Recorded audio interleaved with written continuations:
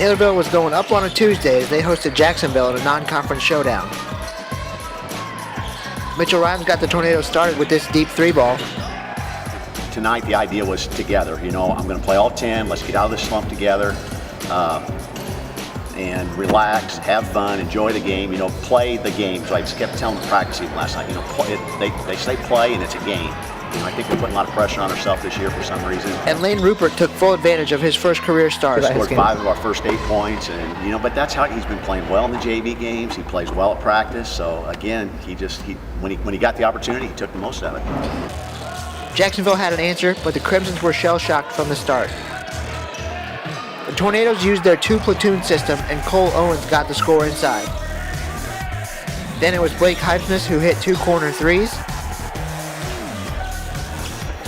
And Cole Sheedy beat the first quarter buzzer, and Taylorville led 20-10 after 1.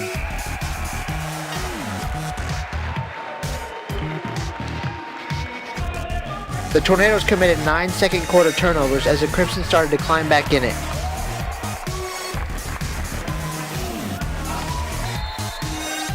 But Taylorville's offense was still clicking as Rhymes got the nice drive to fall.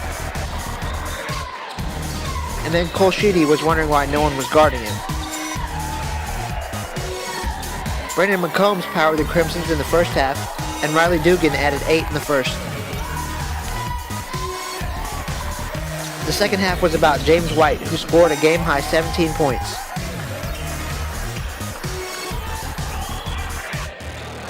Jacksonville climbed back in it and took the lead in the third quarter, but Taylorville kept fighting. White had the Crimsons up by 1 heading to the fourth.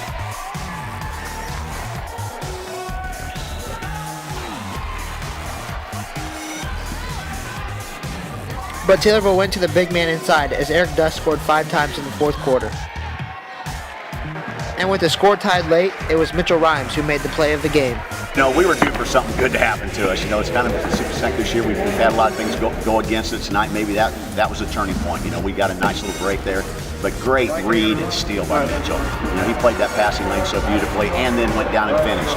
So, he did 2 things right, really. He not only got the nice steal, he was able to get the guy right on his heels to make the layup. They kept just passing it, and then they turned and just passed it again. So I just went for it and got a steal, thankfully. And won us the game barely, but we got it straight to the basket as soon as I got the steal. After the Rhymes bucket, Jacksonville head coach Sean Taylor called a timeout just before Joe Brandon hit the 3 that would have put Jacksonville up by 1. Instead, the Crimsons had the ball with 20 seconds left and were down by 1, and here's how it played out.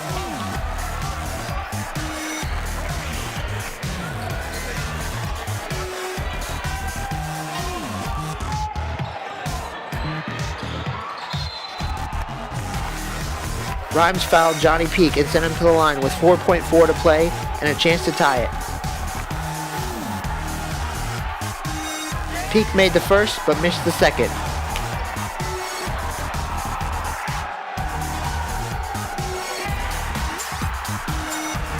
That's just Jimmy Berry. He's a hustle player. He gives 100% every single play, never takes a play off, and it always comes down to rebounding at the end of games. It's always rebounding that missed free throw, that missed shot, and Jimmy took that to heart and went and got it.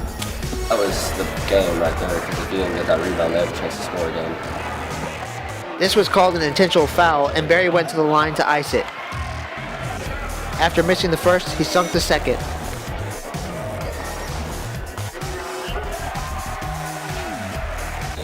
All Taylorville had to do was get the ball in safely, and they held on for the 49-47 win.